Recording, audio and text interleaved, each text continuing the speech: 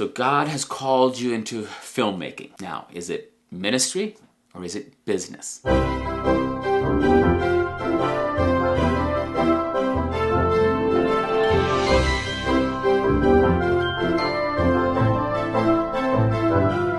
I was in ministry for 12 years before I went into filmmaking, one of the things now that I see in other people that I know was in me was this idea, I'm going to have so much fun, it's going to be so awesome, please give money so I can go have fun serving God, of course. And so we get ourselves in this thing where we're literally asking other people for money so we can go do something that we love.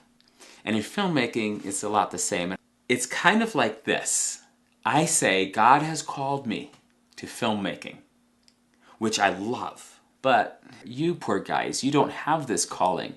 So would you please go and drudge away at your menial, purposeless, unfulfilling day job and earn money so that I can go do this thing that really fulfills me and brings passion and changes the kingdom? This is an attitude that I wouldn't have said that I had, but I did. I did have it. And I just remember one mission trip into Mexico. I sent out an email saying, I'm going on this trip. I'm going to be sharing the gospel in these ways with the gospel chalk art. So money came in.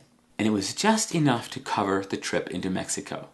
But when I came home, I was a little bit depressed because I had thought that God would use that to provide everything I needed, not just for the mission trip, but for the month.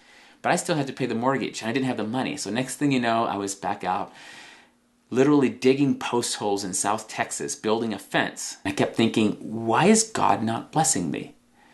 Well, I believe, I don't know this, but I kind of think God was looking at me going, Joseph, I paid for this one part of it, but I don't want to pay for you to sit at home and do nothing. Which is not the way I would have said it. I would have said, I'm going to be at home seeking the Lord for the next ministry opportunity and developing further stories and ideas. But honestly, it was something of an entitlement mentality that had come into me, where I felt entitled because I had good intentions to serve the Lord and to share this message. I felt that the church, or you guys, or whoever, owed me a living, just because I had good intentions. We all have good intentions. None of us say, I'm going to go make a crummy movie with cheesy lines.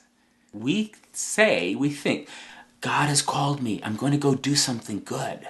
As Christian artists, we are indwelt by the Holy Spirit. We have access to the most creative power that ever was. And He is calling us to excellence. Even if you're in ministry, there's always a business side.